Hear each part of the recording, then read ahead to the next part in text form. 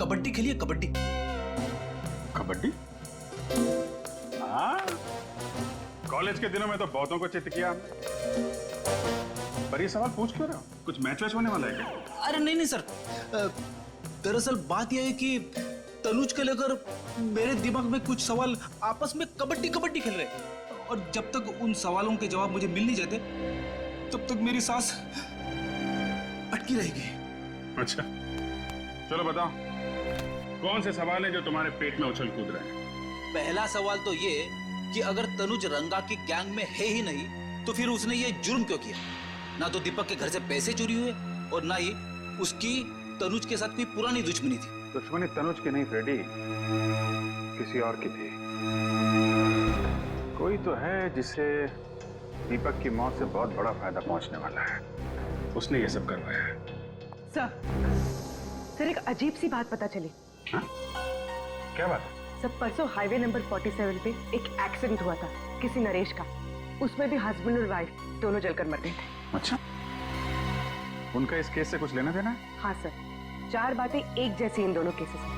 पहली, नरेश की भी दीपक की तरह नई नई शादी हुई थी। दूसरी, नरेश और उसकी वाइफ दोनों ने खुद को आग से बचाने की कोशिश नहीं की। और तीसरी बात सर, उन दोनों की बॉडी में से भी वही कैरी हैथर नाम का केमिकल पाया गया जो इंसान को बेहोश कर देता है। और चौथी बात? चौथी और सबसे अहम बात सर, नरेश भी दीपक की तरह अमीर सक्सेसफुल बिल्डर था। बिल्डर? हाँ। है कौन ये? सिर्फ बिल्डर लोगों को ही निशाना बना रहा है। इस नरेश और उसकी बीवी की बॉडीज कहाँ हैं? सर उन दोनों की बॉडीज पुलिस मॉर्ग रूम में है। एक काम करो, बॉडीज को फोरेंसिक लैब भिजवा दो। सर। नरेश कुमार।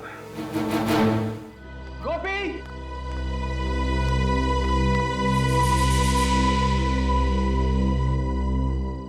गोपी! गोपी! जी साहब, गोपी! आया साहब। कहाँ थे तुम? तुम्हें पता है ना कि रोज रात को खाना खाने के बाद मुझे चाय चाहिए होती? जी सब ला। जल्दी लेकर आओ।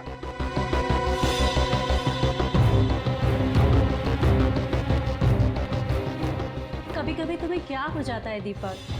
तुम्हें पता है ना कि गुस्सा करते हुए तुम बिल्कुल अच्छे नहीं लगते।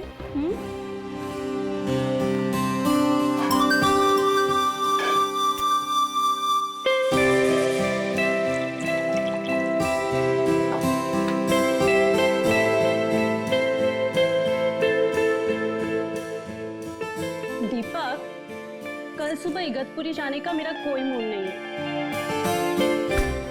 डार्लिंग, मूड तो हम लोग बनाने जा रहे हैं ना, मूड तो वहाँ जाकर बन ही जाएगा। क्या बात है, बड़े रोमांटिक हो रहे हो। अरे यही तो उम्र है रोमांटिक होने की। गोपी, गोपी। जी मैम साहब। गोपी, चाय के साथ थोड़ी सी बिस्किट भी ले आना। जी मैम साहब।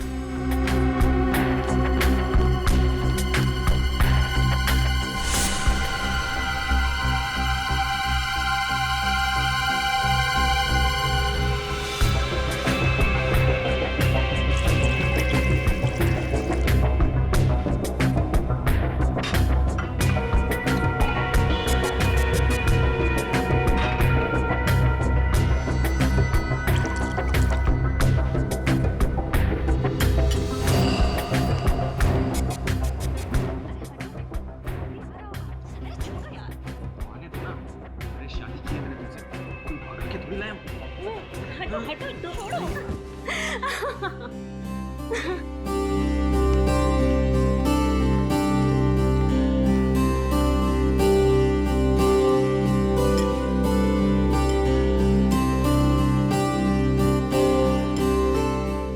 गोपी, तुम्हारी इलायची वाली चाय का तो कोई जवाब ही नहीं, और तुम्हारी जैसी चाय ना दुनिया में कोई नहीं बना सकता। ए सुनो, अभी तुम अपने कमरे में जाओ, कल सुबह में जल्दी उठा देना, हमें 6 बजे निकलना है। जी सर। जाओ।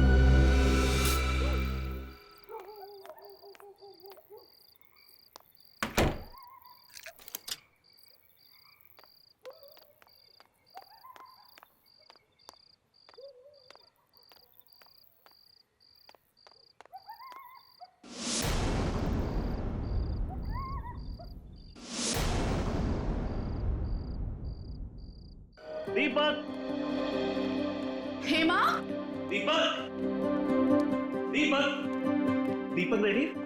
नहीं साहब, अभी तक तो वो लोग सो रहे हैं। क्या? हमें 6 बजे बुला के खुद सो रहा है? दीपक, दीपक, क्या हुआ? कुछ जलने की बू आ रही है ना? मुझे भी आ रही है। तब आओ देखते हैं। दीपक,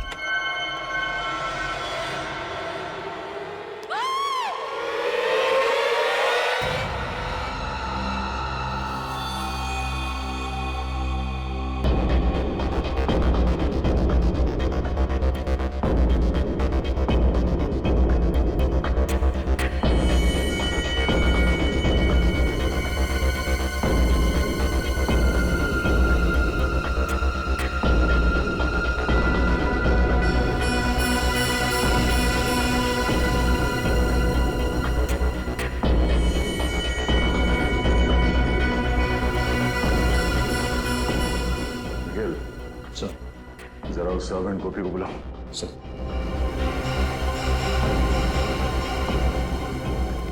गोपी, इधर आओ।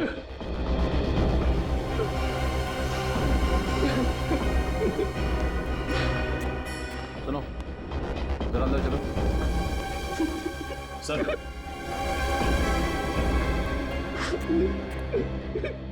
गोपी, कल रात जब यहाँ पे आग लगी तब तुम कहाँ थे? सर, अपने कमरे में सो रहा था। तुम सो रहे थे?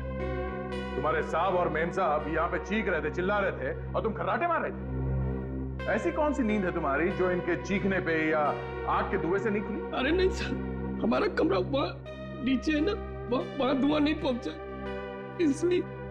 मगर चीखे तो पहुंची होंगी ना? कान में रुई डाल के सो रहे थे क्या? अरे नहीं सर, चीखें नहीं सुनाई थी। नहीं भाग के ना अपने साहब को बचाता ना, वो तो थोड़ी सी पी।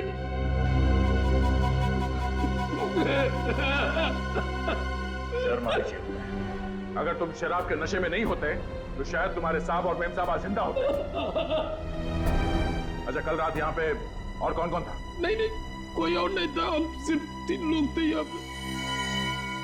आखिरी बार कब मिले तुम अपने साहब और मेम साहब को? रात के 10:30 बजे साहब और मेम साहब को चाय पीने की आदत थी ना, सोने से पहले चाय पीते थे। कहीं चाय देने आया था, तभी देखा। उस वक्त उन दोनों में क्या बातें हो रही? किसी बात से परेशान थे? ना ना, बिल्कुल नहीं। वो तो आपस में मजाक कर रहे थे, जैसे शादी के नए जोड़े होते हैं वैसे ही बिल्कुल मजाक कर रहे थे। और मेम साहब ने तो मेरी तारीफ भी की थी। तुझसे चाय, इलायची की चाय दुनिया में कोई नहीं बना। मुझे क्या पता था वो चाय उनकी जिंदगी की आखिरी चाय हो जाएगी।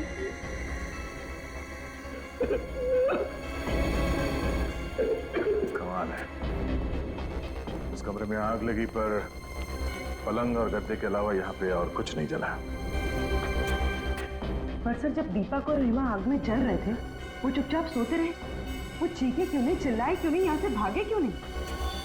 पर कहीं ऐसा तो नहीं कि पहले दोनों को मार के बेड पे सुला दिया और बाद में आग लगा दी? अब ये तो डॉक्टर सालों के ही बताएंगे, तो मार के सुलाया है या सुला के मारा है।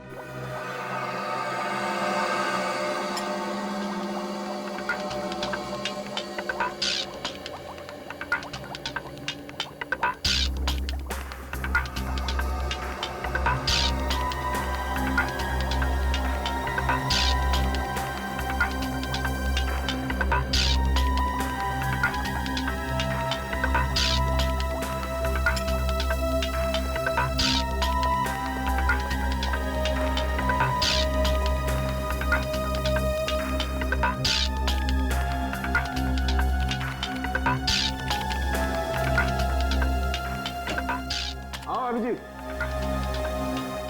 भाई, तुम लोगों का अंदाजा एकदम सही था। ये दीपक और हेमा वाकई इस हालत में नहीं थे कि अपने आप को आग से बचा सके। मतलब दोनों जख्मी थे? नहीं ब्रेडी, जख्मी तो कतई नहीं थे, क्योंकि ना तो इन दोनों के शरीर पर गोली का निशान था, ना किसी चाकू का निशान था, और ना ही किसी और तरीके की चोट का निशान था। तो फिर इन्होंने अपने आप को बचाने की कोशिश क्यों नहीं? गैरी हैथर की वजह से। गैरी हैथर? ये क्या है डॉक्टर साहब? पूर्वी एक किस्म का केमिकल होता है जो अधिकतर एनेस्थीसिया या बेहोश करने की दवाइयों में मिलाया जाता है, और वही गैरी एहतर मुझे इन लोगों की चाय में मिला। ओह, तो जब आग लगी थी तो दोनों बेहोश थे, बिल्कुल। इसलिए बेचारे ना तो चिल्ला सके और ना ही भाग सके। हाँ, और बताता हूँ।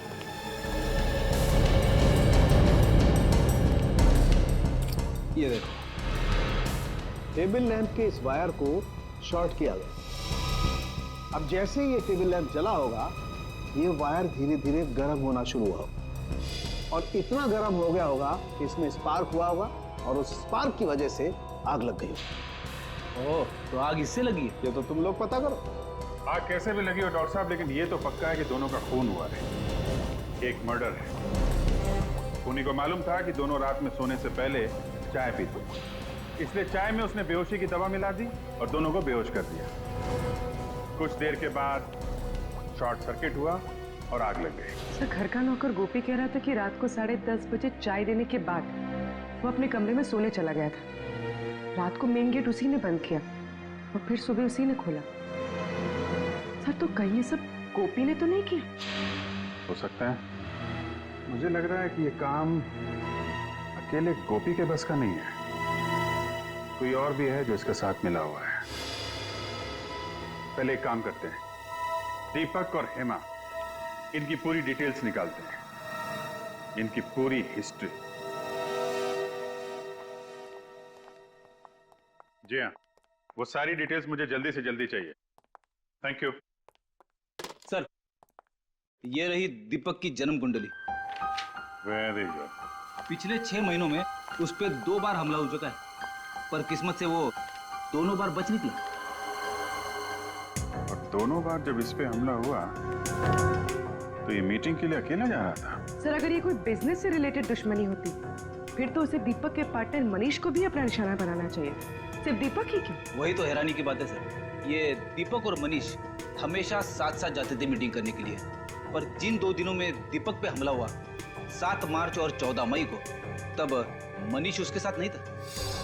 मनीष कैसे साथ होता? दीपक की मौत से सबसे ज्यादा फायदा होगा मनीष को, और दीपक के घर बिना रोक टोक कौन आ जा सकता है? मनीष। दीपक सोने से पहले चाय पीता था, यह बात किसको मालूम होगी? गोपी और मनीष को। सर, दीपक मेरा बिजनेस पार्टनर ही नहीं बल्कि मेरा दोस्त था। दोस्त नहीं बल्कि मेरे भाई जैसा था। अगर दीपक तुम्हें इतना ही प्यारा था तो उसका खून क्यों करवाया तुमने? क्या कह रहे हैं? मैं दीपक को क्यों करवाऊंगा? 7 मार्च और 14 मई को जब दीपक मीटिंग्स के लिए जा रहा था, तब उस पे जानलेवा हमले हुए थे या नहीं? जी हुए थे। और दीपक के साथ तुम हर मीटिंग में जाया करते थे। जी। तो फिर इन 2 मीटिंग्स में तुम दीपक के साथ क्यों नहीं गए? शायद मेरी किस्मत अच्छी रही। तुम्हारी किस्मत अच्छी नहीं, बल्कि ये दोनों हमले तुम्ही ने करवाए। लेकिन सर, मैं ऐसा क्यों करवाऊंगा? क्योंकि दीपक के मरने से सबसे ज्यादा फायदा तुम्हें होने वाला।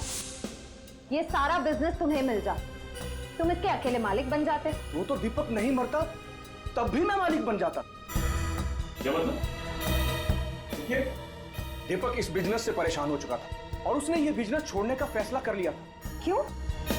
आइए मेरे साथ।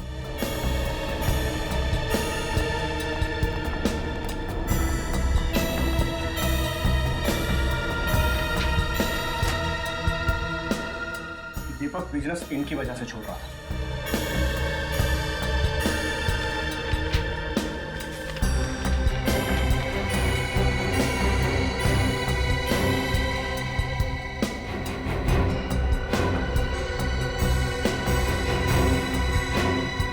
ये तो धमकी भरी चिट्ठियां। ये चिट्ठियां कौन भेजता था? पता नहीं सर, है कोई गुंडा जो हर महीने हमसे 5 लाख रुपए मांगता था और कहता था अगर पैसे नहीं दोगे तो 5 लाख टुकड़े कर दूंगा। तुमने पुलिस में रिपोर्ट नहीं लिखवाई? नहीं सर, दीपक इन चीजों की परवाह नहीं करता था और वो इस दादागिरी के सख्त खिलाफ था और मुझे भी वो पैसे देने से मना करता था। ये चिट्ठियां आती कैसे? कभी गाड़ी के कांच पर लगी हुई मिलती थी तो कभी ऑफिस के दरवाजे के नीचे मिलती थी। अरे साहब, आप लोग ये क्या कह रहे हैं?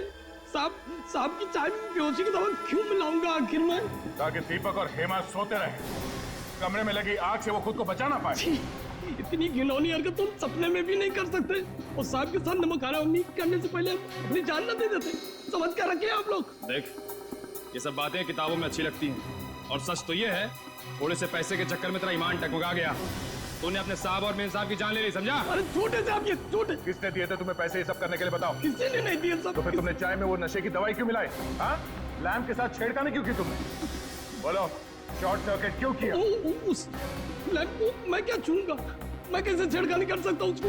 मुझे तो वो बाथरूम का जो पानी गर्म करने वाला होता वो भी चलाना नहीं आता, तो इसको क्या छूऊंगा सर? इस घर में सिर्फ 3 लोग रहते, दीपक, हेमा और तुम, जिनमें से 2 मर चुके हैं, तो बचे सिर्फ तुम। नहीं, कल एक आदमी और आया था, उसने लैब के साथ छेड़खानी की होगी। उसने छोड़ा। कौन आया? बिजली वाली दुकान में जो होता है ना, क्या कहते हैं? इलेक्ट्रिशियन वाला। हाँ, इलेक्ट्रिशियन। कितने बजे आया था? 7, 7:30 बजे। किस लिए आया था? वो बोला था कि हाँ, साहब की कमरे का एसी ठीक करना। अच्छा, तुमने बुलाया था उसे? नहीं, मैंने नहीं बुलाया था। तो फिर किसने बुलाया? साहब ने बुलाया होगा। तुमने उसे यहाँ से बाहर जाते हुए देखा? नहीं साहब, वो उस समय तुम्हें किचन में था, कब चला गया पता ही नहीं चला। इसका मतलब सर वो इसी घर में कहीं छुपा हुआ था। हाँ, और उसी ने मौका मिलते चाय में नशीली दवाई मिलाई और स्लैम का शॉर्ट सर्किट कर दिया। मिल गया। 59 गीता मार्ग, बलवंत नगर। हाँ सर, इस एड्रेस पर कल हमारा इलेक्ट्रिशियन भोपाल गया था सर। गोपाल को बुलाओ। मगर आज तो वो काम पर आया नहीं सर। तो फोन करके जल्दी बुलाओ उसे, जरूरी बात करनी है। सर मैं सुबह से कई बार ट्राई कर चुका हूँ, लेकिन उसका फोन स्विच ऑफ आ रहा है। लगता है उस बेचारे की तबीयत ठीक है। बेचारा? कोई बेचारा नहीं है वो। 2 फोन किया उसने। क्या? कौन? मैंने तो उसे 3 दिन पहले काम पर रखा था सर। इस चक्कर में मैं तो नहीं फंस जाऊंगा ना? उम्मीद करो कि गोपाल जल्दी मिल जाए, वरना फंस भी सकते हो। तुम्हारे पास उसकी कोई फोटो वोटो है? वाह, बिना फोटो या बिना आई कार्ड के तुमने किसी को भी ऐसे ही काम पे रख लिया? नहीं सर, मैंने तो आईडी कार्ड मांगा था। उसने कहा कि गांव में भूल गया हूँ, अगले हफ्ते उसका भाई आया तो लेके आएगा। उसका चेहरा तो याद है? हाँ सर, बहुत अच्छी तरह। उसका स्केच बनवाओ हमारे लिए। पता तो चलिए गोपाल कहाँ कहाँ शॉर्ट सर्किट करता फिर रहा है।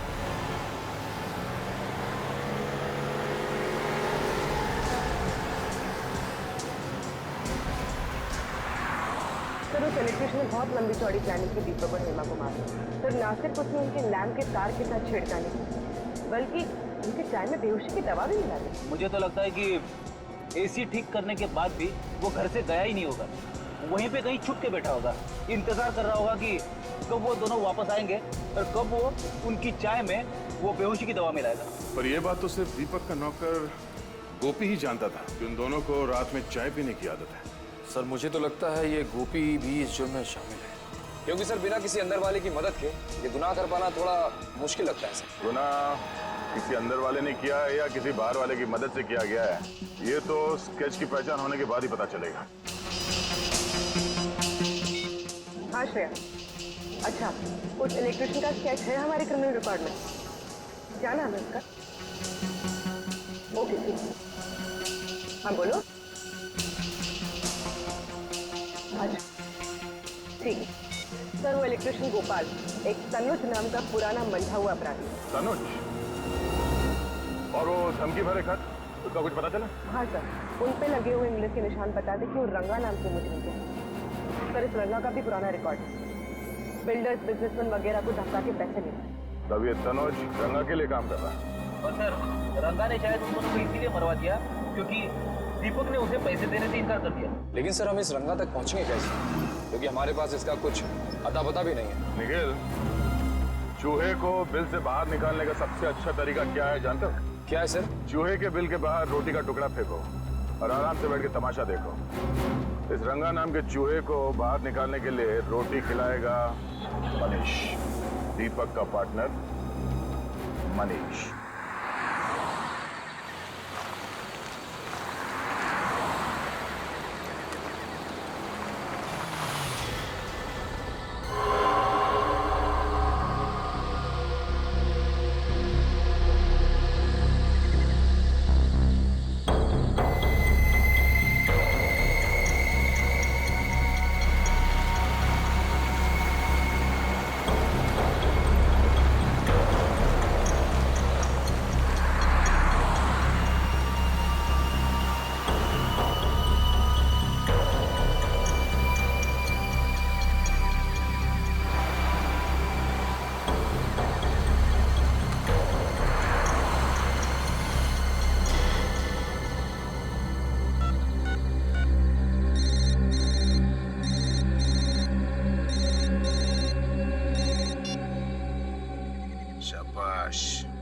अच्छा हुआ जो तू खुदा आया। तेरे सिर पे रंगा का हाथ है, अब तेरा कोई बाल भी बाका नहीं कर सकता। पूरे पैसे लाया ना? हाँ पूरे हैं, चाहे तो गिन लीजिए। हमें अपने क्लाइंट पर पूरा भरोसा होता है, तू कम पैसे देने की गलती कभी नहीं करेगा। अच्छा एक काम कर, बाहर निकल, ब्रीफकेस सड़क पे छोड़ और जा। ठीक है।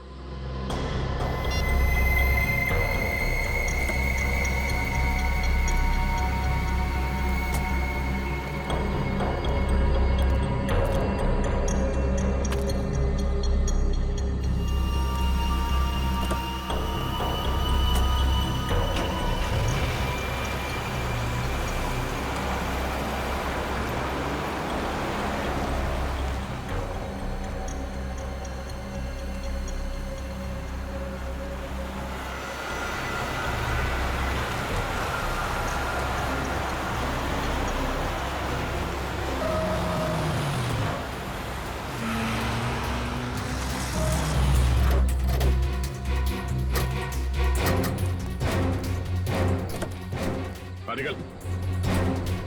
सीआईडी धोखा किया उसने मेरे साथ, छोड़ूंगा नहीं मैं उसको। सीआईडी के सामने धमकी देता है। विनीत, गाड़ी में से बैग निकालो। जाने दो मुझे, रंगा नाम है मेरा, रंगा। मेरा नाम से ही पत्ते थर थर कांपते हैं। और मेरा नाम दया है। मेरा नाम सुन के मुजरिम सूखे पत्ते बन जाते हैं।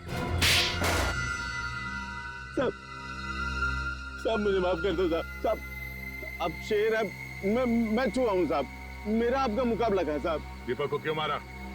दीपक को मैंने नहीं मारा साहब, मैं दीपक को क्यों मारूंगा साहब? क्योंकि उसने तुम्हें पैसे देने से इनकार कर दिया था। उसके मरने के बाद भी मुझे पैसा कहाँ मिला साहब? मैं तो छोटा मोटा गुंडा हूँ, तो छोटी मोटी धमकी देता हूँ, पैसे ऐडता हूँ साहब। खून करने की तो मैं सोच भी नहीं सकता सर। झूठ मत बोल। तू जानता था कि दीपक को मारने से बाकी बिजनेस वालों के दिलों में तुम्हारे नाम का डर बैठ जाएगा, इसलिए तुमने अपने साथी तनुज को वहां भेजा इलेक्ट्रिशियन बना के। सोच समझ के लंबी चौड़ी प्लानिंग की थी तुमने खून करने की, क्यों? मगर साहब तनुज अब मेरे साथ काम नहीं करता, एक महीना हो गया उसे मेरी गैंग छोड़े हुए। तो फिर ये तनुज किसके साथ काम करता है? मुझे नहीं पता साहब। हाँ वो कह रहा था कि वो अपनी खुद की गैंग बनाएगा साहब। कहीं दीपक की मौत के पीछे इस तनुज की गैंग का हाथ तो नहीं है?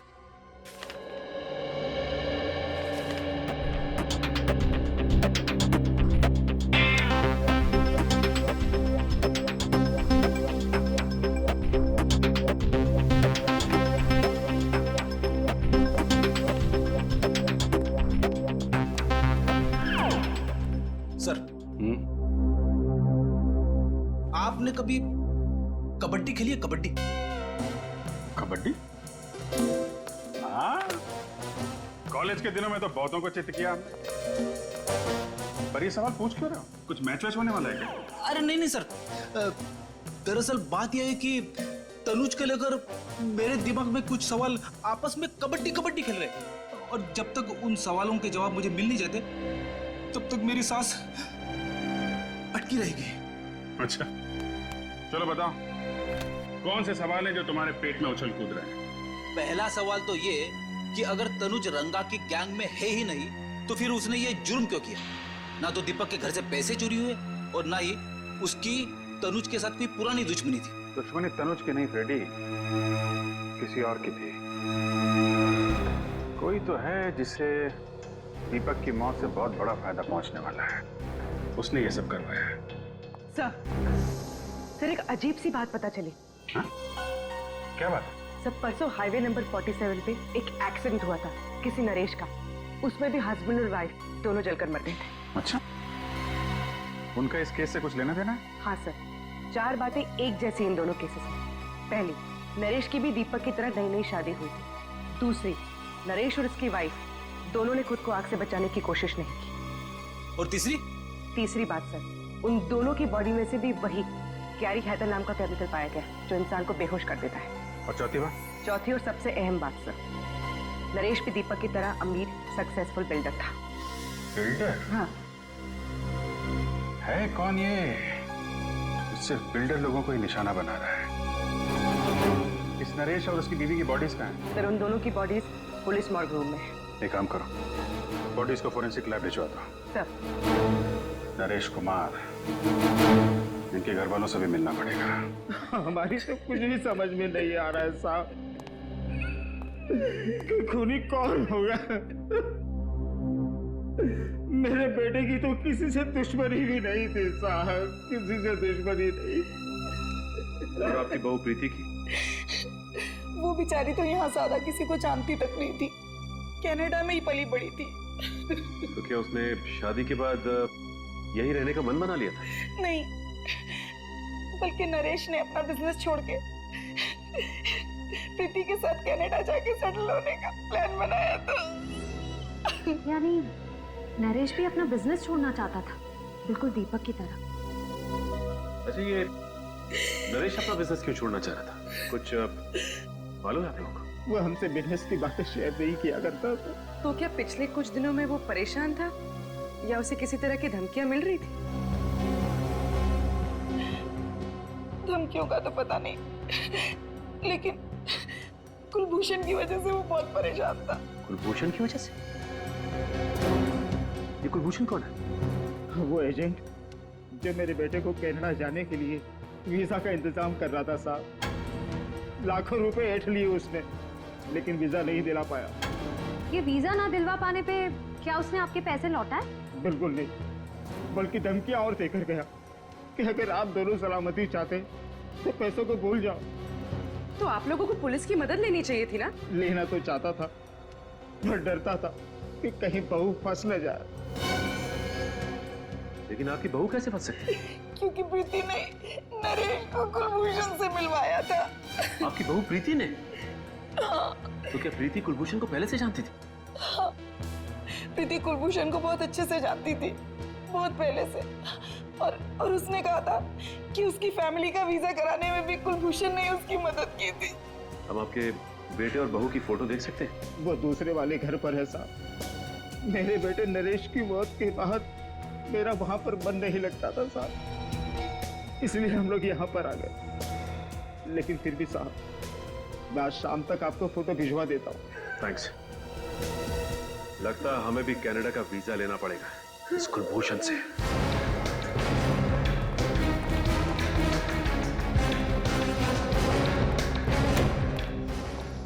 संभाल के भाई। भाई साहब, यहाँ का मालिक कौन है?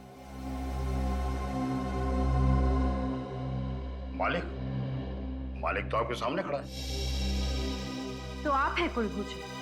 कुलभूषण मेरा किराएदार था जी, आज ही दुकान खाली करके चला गया।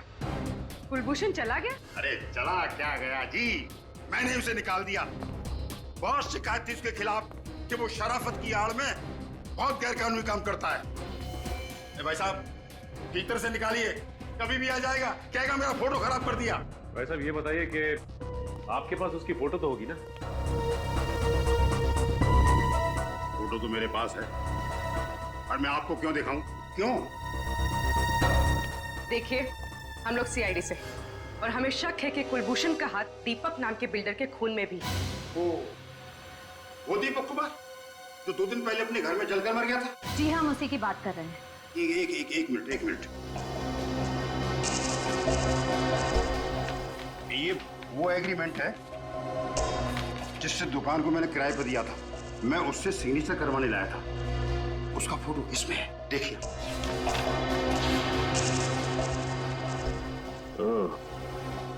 ये है कुलभूषण। सर, लगता है ये दीपक भी इस कुलभूषण के चंगुल में फंस गया था, विदेश जाने के लालच में। अब दीपक के परिवार वाले ही बताएंगे इस कुलभूषण का इतिहास। आप ठीक कह रहे सर, कुलभूषण ही वो एजेंट था जो दीपक को वीजा देने वाला था। मतलब वीजा दिया नहीं? नहीं दिया, पैसे भी पूरे ले लिए। जब भी हम लोग फोन करते यही कहता, आज दूंगा, कल दूंगा, यही कह के हमें बेवकूफ बनाता रहा।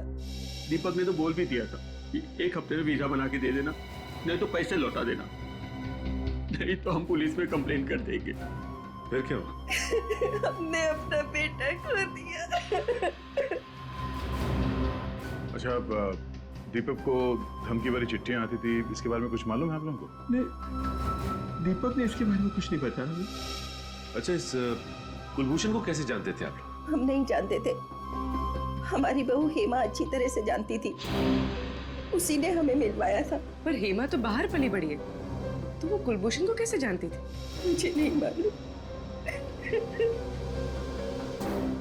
नरेश को कुलभूषण से मिलवाया उसकी बीवी प्रीति ने, और दीपक को मिलवाया हेमा ने। और सर, हेमा और प्रीति दोनों ही कुलभूषण को अच्छी तरह से जानती थी, विदेश में पली बड़ी होने के बावजूद। लगता है प्रीति और हेमा दोनों का आपस में कोई ना कोई कनेक्शन है।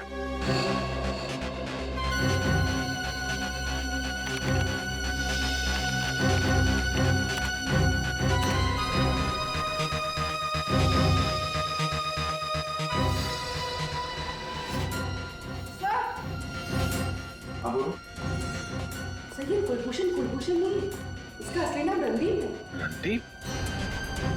ओह, ये तो पुराना पापी है। इतने सारे केसेस है इसके ऊपर 420 के। हाँ सर, ज्यादातर घपले इसने लोगों को विदेश ले जाने का झांसा देकर किए हैं। अमेरिका, इंग्लैंड, कनाडा, ऑस्ट्रेलिया का परमानेंट वीजा दिलवाने का झूठा वादा करके ये लोगों से लाखों रुपए ऐंठता था। और इसके आखिरी दो शिकार थे दीपक और नरेश।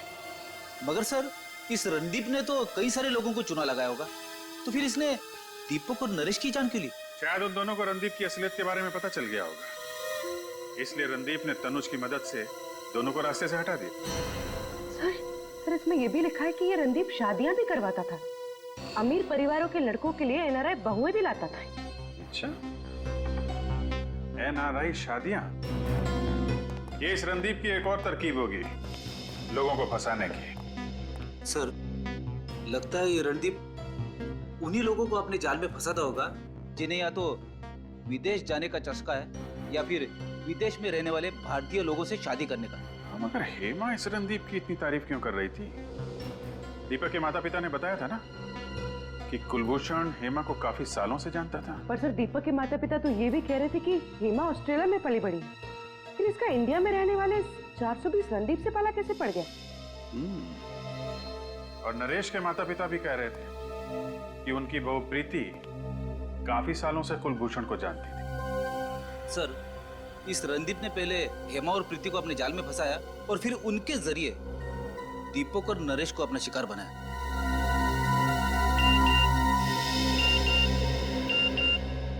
नरेश के पिता का एमएमएस, हमने उनसे प्रीति की फोटो मंगवाई थी ना, शायद वही होगा।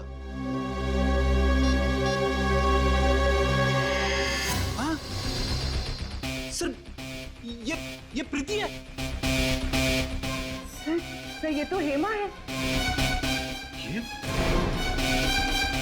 इसका मतलब हेमा और प्रीति दोनों एक ही हैं। ये क्या चक्कर है?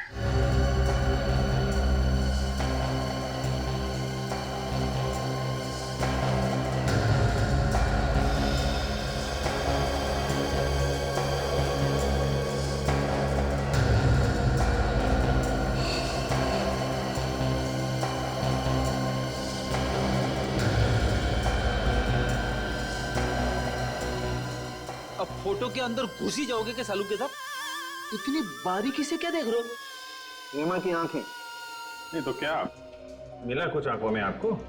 ढूंढ रहा हूँ अभी। मैं ये पता करने की कोशिश कर रहा हूँ कि हेमा को हेड्रोक्रोमिक इरिडोसाइसिलिया नाम की बीमारी थी या नहीं।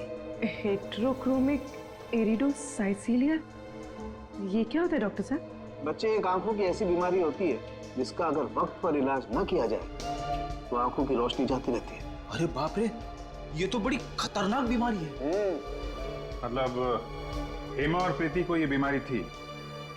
अभिजीत, इन दोनों लाशों के ब्लड में तो मुझे इस बीमारी के लक्षण दिखाई दिए, लेकिन इस हेमा की आंखों में मुझे इस बीमारी का जरा भी कोई लक्षण दिखाई नहीं दिया। इसका मतलब इन दोनों लाशों में हेमा नहीं है ना। हेमा की जगह किसी और को लाके जला दिया गया है। सर, अगर हेमा जिंदा है तो फिर वो गई कहाँ? और अगर ये लाश हेमा की नहीं है तो फिर है किसकी? सभी अस्पतालों से उन मरीजों की लिस्ट निकालो जिन्हें ये आंख वाली बीमारी थी। फिर देखते हैं उनमें से कौन कौन गायब है। पर आप लोगों को इस हेटेरोक्रोमिक एलिडोसाइक्लिया के मरीजों की लिस्ट चाहिए क्यों? केस सॉल्व करने के लिए हम लोग सीआईडी से। ओह, एक मिनट। बहुत रेयर बीमारी है ये सर, बहुत कम लोगों को होती है। ये है उन मरीजों के नाम। तो कम से कम 50 नाम है। श्रेया, काम करो, मिसिंग पर्संस ब्यूरो की लिस्ट निकालो और देखो इन मरीजों में कोई है क्या।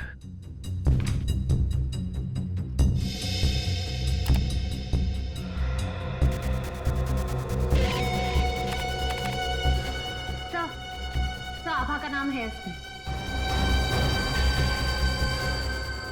सर गौरी का भी है। एक की उम्र 24 साल, दूसरे की 26। ये देखो, दोनों की हाइट 5 फुट 3 इंच, बिल्कुल हेमा के जितनी। और इन्हें दूर से देखकर कोई कह नहीं सकता ये हेमा नहीं है। सर मतलब हेमा की जगह इन दोनों की लाश रखी गई। लाश? जी हाँ, लाश। हमें शक है कि आभा और गौरी इन दोनों का खून हो गया है। ये तो बहुत बुरा हुआ सर। भगवान इन दो मासूम बच्चियों के साथ ऐसा कैसे कर सकता है? ये दोनों तो अपना इलाज कराने के लिए विदेश भी जाने वाली थी। विदेश जाने वाले थे? अब बात समझ में आई। इसका मतलब ये दोनों लड़कियां कुलभूषण से मिलने गई थी वीजा के लिए। और जैसे ही कुलभूषण ने इन दोनों लड़कियों को देखा कि ये दोनों हेमा जैसी दिखती है, उनका काम तमाम कर दिया उसने। श्रेया, काम कर, जरा देखो इस लिस्ट में किसी का प्रोफाइल मैच करता है। सर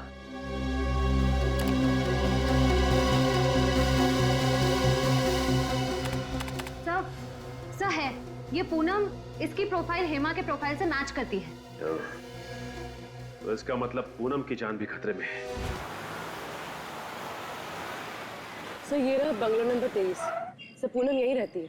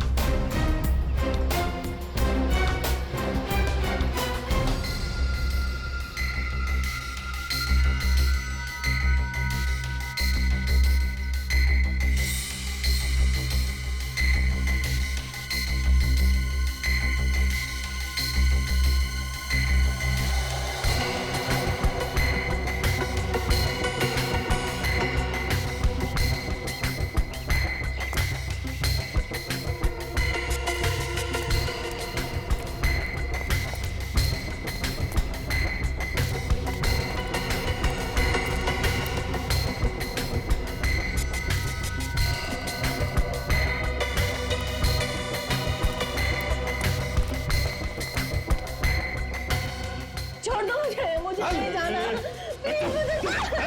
छोड़ दो।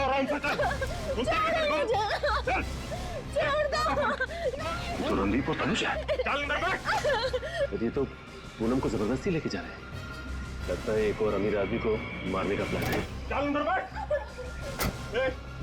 जल्दी गाड़ी चला, से पहले को आ जाओ यहाँ पे। चल। आ जाएंगे नहीं, आ गए।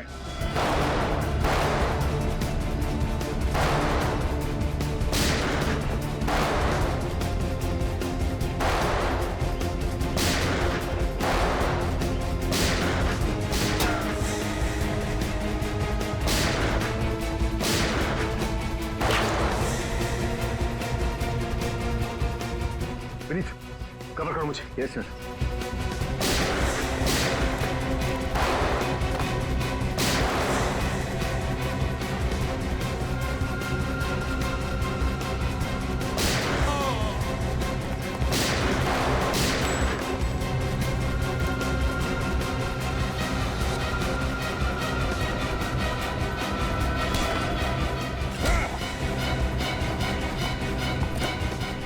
ठीक हो ना? हाँ मैं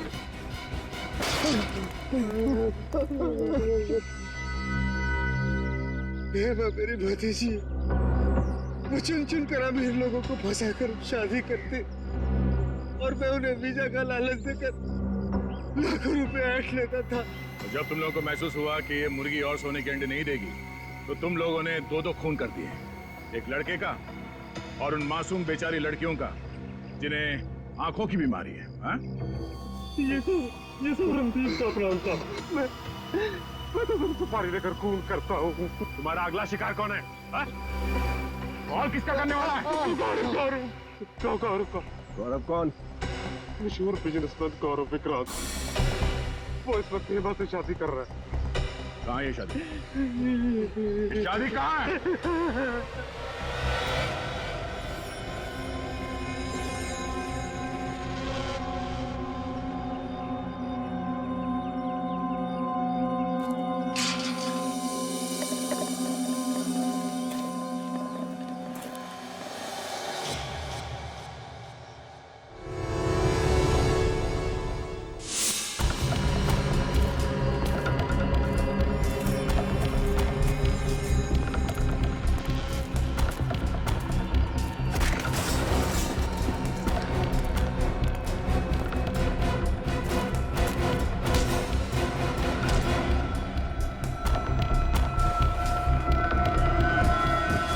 जिस पल का मुझे बहुत दिनों से इंतजार था, आज वो पल आ गया है तनिषा। तुम्हें पता है, तुमसे शादी करना मेरी जिंदगी का सबसे अहम फैसला है। गलत। गलत? सबसे सही फैसला तो ब्राजील जाने का है ना गौरव? गौरव ब्राजील जाए या ना जाए, तुम जरूर जाओगी जेल।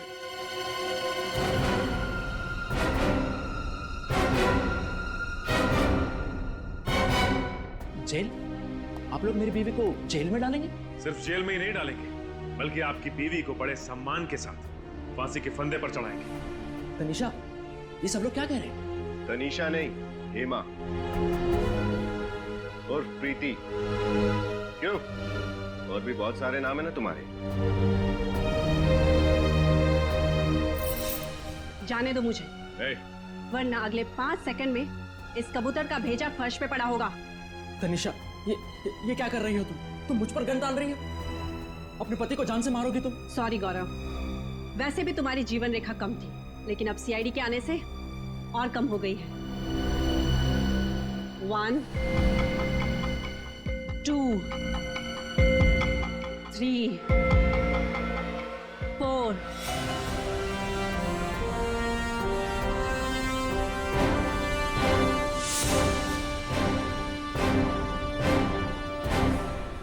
जाने दो मुझे।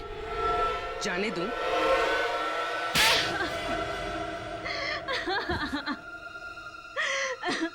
हम जानबूझकर वही परिवार ढूंढते जिन्हें एनआरआई बहू चाहिए थी, और फिर उन परिवारों का विश्वास जीतकर उनके साथ विश्वासघात करते हो तुम लोग। मैं चाचा जी को कुलभूषण बनाकर अपने ससुराल वालों से मिलवाती और खुद एक अच्छी बहू बनने का नाटक करती रहती। शादी जैसे पवित्र बंधन का गलत इस्तेमाल करके तुमने बहुत ही भयानक गुनाह किया है। तुम्हें तो फांसी ही होगी।